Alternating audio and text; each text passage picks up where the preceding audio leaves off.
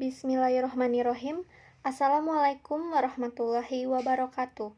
Selamat siang kepada Ibu Berlian Pertiwi, SPD MMPD, selaku dosen pengampu mata kuliah Pengembangan Organisasi, dan teman-teman kelas E UIN Sunan Gunung Jati Bandung yang saya banggakan. Nama saya Rika Diah Ramadhani selaku moderator dari kelompok 10.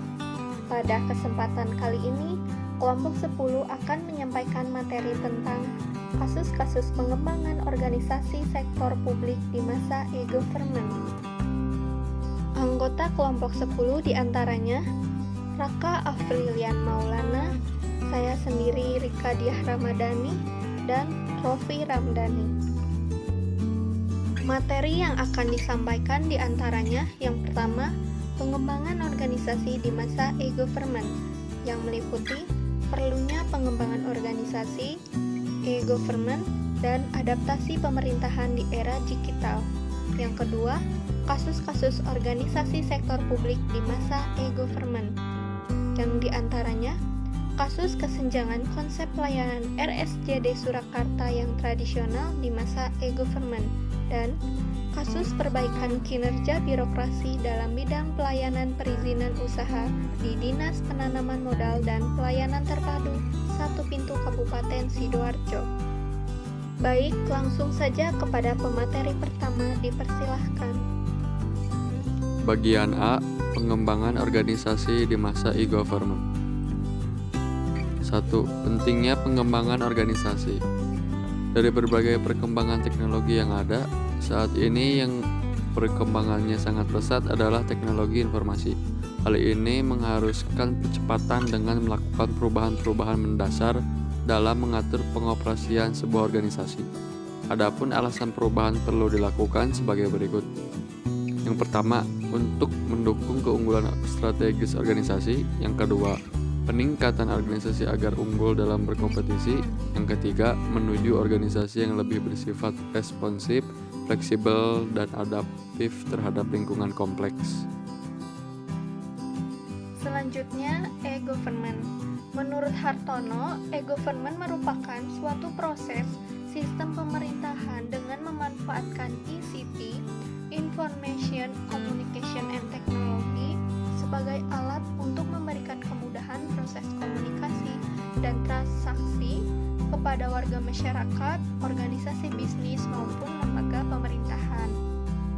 Nah, dalam pengembangan organisasi, e-government ini merupakan suatu upaya untuk mengembangkan penyelenggaraan kepemerintahan dengan menggunakan elektronik dalam rangka meningkatkan kualitas pelayanan publik secara efisien dan efektif untuk merespon berbagai kebutuhan pelayanan publik.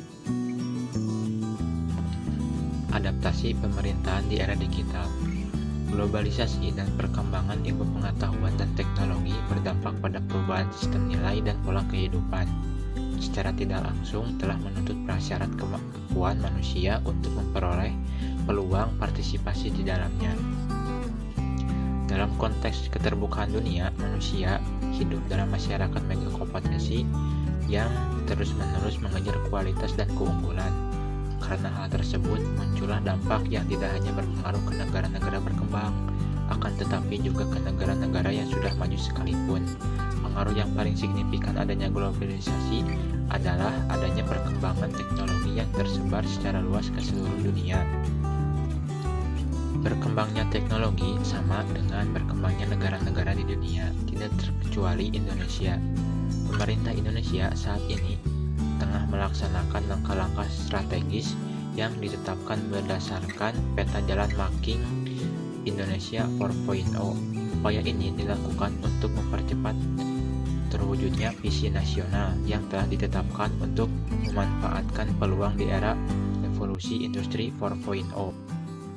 Bagian B, kasus-kasus organisasi sektor publik di masa e-government. Yang pertama, kasus kesenjangan konsep pelayanan rumah sakit jiwa daerah Surakarta di masa e-government. Layanan pada rumah sakit jiwa daerah RSJD Surakarta sudah mengembangkan aplikasi PPID berbasis Android. Melalui aplikasi ini, masyarakat dapat meminta pelayanan data dan informasi yang dibutuhkan terkait dengan pelayanan atau data-data lainnya tentang rumah sakit. Perubahan yang terjadi setelah penggunaan aplikasi tersebut yang dirasakan adalah proses kerja menjadi lebih singkat, jelas, serta adanya perubahan budaya kerja. Selain itu, kepercayaan publik juga meningkat. Selain itu, tingkat kepuasan menjadi meningkat. Di samping inovasi yang terbarukan di RSJD, ada pula hambatan yang terjadi, yaitu terjadinya kesenjangan konsep pelayanan pada bagian sumber daya manusianya yang kurang kompeten, terutama generasi terdahulu. Selain itu, ketersediaan SDM yang memahami teknologi informasi juga menjadi hambatan tersendiri. Ancaman dari keberlangsungan sistem ini adalah pergantian pimpinan, bisa jadi adanya pergantian kebijaksanaan, termasuk juga terkait penggunaan aplikasi PPID berbasis Android. Dari uraian sebelumnya bahwa organisasi sektor publik di masa e-government masih saja ditemukan suatu masalah. Maka dari itu, untuk mengatasi hal tersebut diperlukannya suatu analisis pendekatan pengembangan organisasi.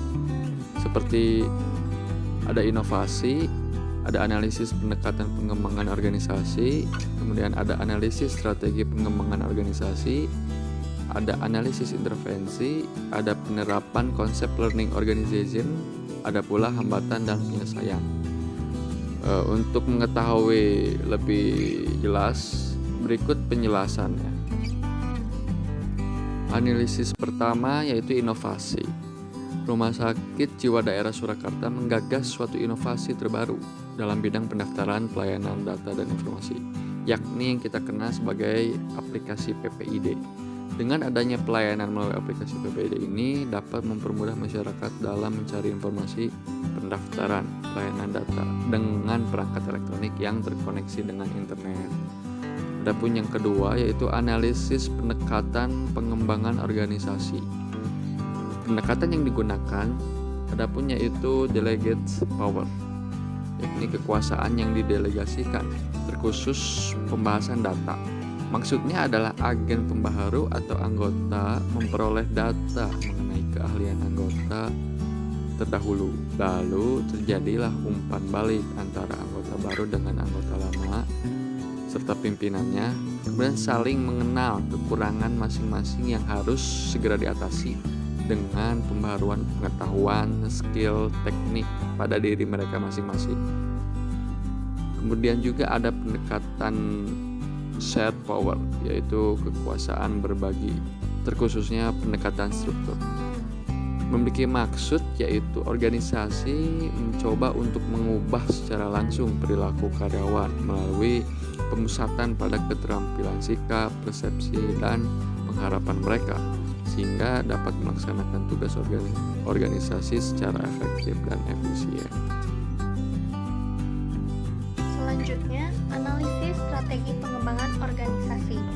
Nah, strategi pengembangan organisasi ini dibutuhkan untuk mengatasi atau memecahkan masalah yang dihadapi organisasi untuk melakukan perubahan. Nah, untuk melakukan perubahan itu diperlukan suatu teknik-teknik tertentu. Teknik yang digunakan diantaranya latihan kepekaan atau sensitivity training, di mana mendorong setiap anggota SDM RSJD Surakarta agar memiliki kesadaran dan kepekaan terhadap diri sendiri dan orang lain, meningkatkan empati, meningkatkan listening skill, yang dimana sejatinya jika SDM pegawai RSJD Surakarta itu mampu memberikan kepekaan atau kesadaran terhadap diri sendiri, maka dapat pula memberikan kepekaan atau kesadaran terhadap orang lain sesuai dengan tugasnya. Yang kedua, dengan teknik kisi pengembangan organisasi atau GRID OD, di mana teknik ini itu mengevaluasi gaya kepemimpinan yang kurang efektif menjadi gaya kepemimpinan yang ideal. Nah, adanya kesenjangan pelayanan model lama atau tradisional dengan pelayanan saat ini, pemimpin itu harus mengganti kebijakan menyesuaikan dengan perkembangan teknologi dan informasi yang saat ini, agar pelayanan kesehatan yang diberikannya itu dapat cepat merespon kebutuhan masyarakat. Dan yang ketiga dengan proses konsultasi, di mana seorang pegawai RSJD Surakarta ini harus mengatasi dan mengidentifikasi hal-hal apa saja yang harus diperbaiki atau ditingkatkan. Nah, konsultan tersebut bisa sebagai atasan langsung di RSJD Surakarta untuk memberikan pemahaman agar pegawai RSJD Surakarta ini lebih kompeten dalam melaksanakan tugasnya dan bisa cepat beradaptasi dan memahami teknologi informasi yang digunakan saat ini, yaitu dengan adanya sistem aplikasi. Selanjutnya, analisis intervensi. Menurut kelompok kami, intervensi yang digunakan dalam kasus ini yaitu Human Process Intervention, yang prosesnya ini meliputi coaching atau pengarahan, di mana SDM RSJD Surakarta ini diberi arahan tentang penggunaan teknologi informasi layanan kesehatan yang baru agar lebih kompeten dan bisa menghilangkan kesenjangan konsep pelayanan RSJD Surakarta yang tradisional di masa e-government ini. Lalu proses yang kedua yaitu training development, di mana SDM RSJD Surakarta ini diberi pelatihan dan pengembangan anggotanya untuk meningkatkan keterampilan dalam menggunakan teknologi informasi agar pelayanan kesehatan yang diberikannya itu dapat cepat tanggap. Nah, keterampilan yang diberikannya ini dapat berupa membiasakan memberikan layanan kesehatan dengan sistem yang baru agar tidak terjadi tumpukan antrian pasien dan bisa meningkatkan kepuasan masyarakat. Dan yang kedua, menggunakan intervensi teknostruktural, di mana berfokus pada teknologi itu sendiri. Karena RSJD Surakarta ini memiliki keterbatasan infrastruktur teknologi, jika menambah infrastruktur teknologi itu tidak memungkinkan, maka teknologi yang ada bisa digunakan secara bergantian antara pegawai SJD yang lama dengan yang baru agar tidak ada kesenjangan konsep pelayanan RSJD Surakarta yang tradisional di masa e-government ini. Penerapan konsep learning organization. Penerapan konsep learning organization pada kasus di atas dapat dilihat pada pengembangan sistem pelayanan online yang berbasis teknologi informasi, yang dimana hal tersebut dapat mempermudah pasien atau keluarga pasien melakukan pendaftaran dan mengakses jadwal dokter, politeknik, informasi-informasi yang penting lainnya. Fokus pelayanan kepada masyarakat yang lebih terlayani, contohnya seperti mempermudah pasien untuk berobat, mulai dari pendaftaran sampai bertemu dokter. Informasi penting bisa cepat diketahui masyarakat, misalnya ketersediaan kamar, rumah sakit juga dapat mendapatkan masukan dari masyarakat, baik keluhan, aduan, ataupun usulan kegiatan. Hambatan dan penyelesaian. Nah, hambatan yang dialami pada kasus di atas salah satunya adalah ketersediaan sumber daya manusia, yang dimana sumber daya manusia tersebut kurang kompeten dan kurang memahami teknologi informasi yang ada, sehingga menjadi hambatan tersendiri. Nah, adapun dari aspek teknis ialah masih rentannya aplikasi, yang dimana server sering down sehingga menghambat pelayanan online. Dalam menyelesaikan hambatan tersebut, RSJD Surakarta melakukan langkah development, yang dimana langkah ini bertujuan untuk meningkatkan dan mengembangkan kemampuan sumber daya manusia yang telah dimiliki, sehingga tidak akan tertinggal oleh pengembangan organisasi serta ilmu pengetahuan dan teknologi. Nah, tenaga pengelola juga disesuaikan dengan kompetensi, di mana berbasis teknologi informasi dan analisis sistem. Terkait dengan pengembangan sistem juga sudah dibentuk grup sharing di antara para pengelola dan teknologi informasi rumah sakit tersebut. Selanjutnya yang kedua, kasus perbaikan kinerja birokrasi dalam bidang pelayanan perizinan usaha di Dinas Penanaman Modal dan Pelayanan Terpadu Satu Pintu Kabupaten Sidoarjo. Proses perizinan yang mencanangkan gratis dan transparan, tetapi pada kenyataannya masih dipersulit apabila tidak memberikan tip atau bisa dikatakan sebagai uang pelicin untuk mempercepat proses pembuatan surat perizinan. Nah, hal tersebut itu bisa dikatakan sebagai praktik pungli. Perizinan berusaha selama ini dianggap proses pelayanan yang berbelit-belit, membutuhkan waktu lama dan mahal. Nah, untuk mengembalikan kepercayaan masyarakat, pemerintah harus memiliki gagasan baru dalam sistem pelayanan publik. Salah satunya ini membuat inovasi pelayanan publik yang memudahkan masyarakat untuk mengurus kepentingan publik. Adapun inovasi yang dilakukan sebagai bentuk pengembangan organisasi pada Dinas Penanaman Modal dan Pelayanan Terpadu Satu Pintu Kabupaten Sidoarjo ini menggagas suatu inovasi terbaru dalam bidang perizinan berusaha, yakni adanya program Online Single Submission atau OSS. Nah, dengan adanya program ini diharapkan ini mempermudah masyarakat dalam mengurus perizinan berusaha secara elektronik, yaitu dengan mengunjungi website oss.go.id. Selanjutnya, analisis pendekatan pengembangan organisasi. Menurut kelompok kami, pendekatan pengembangan organisasi yang digunakan yaitu menggunakan share power atau kekuasaan berbagi, di mana sumber ide-idenya itu berasal dari pemimpin, pegawai maupun masyarakat untuk mengurangi pungutan liar dan percaloan dalam pelayanan perizinan usaha yang terjadi selama ini.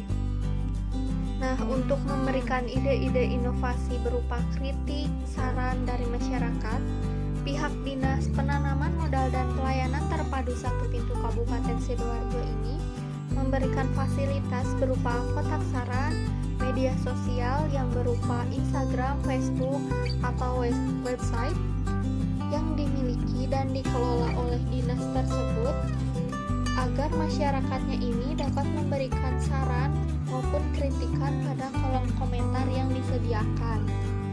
Nah, dengan pendekatan tersebut diharapkan dapat mengatasi perbaikan kinerja birokrasi dalam bidang pelayanan perizinan usaha di Dinas Penanaman Modal dan Pelayanan Terpadu Satu Pintu Kabupaten Sidoarjo tersebut.